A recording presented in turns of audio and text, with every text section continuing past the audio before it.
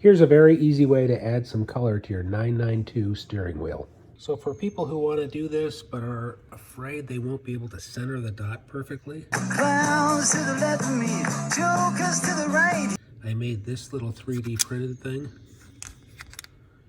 And the idea is take the dot so it sits in that recess.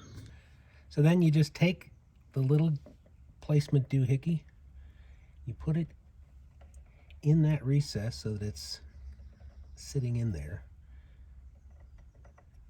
And then push the center dot in there. Here I am, stuck in the middle with you. Yes, I'm stuck in the middle with you.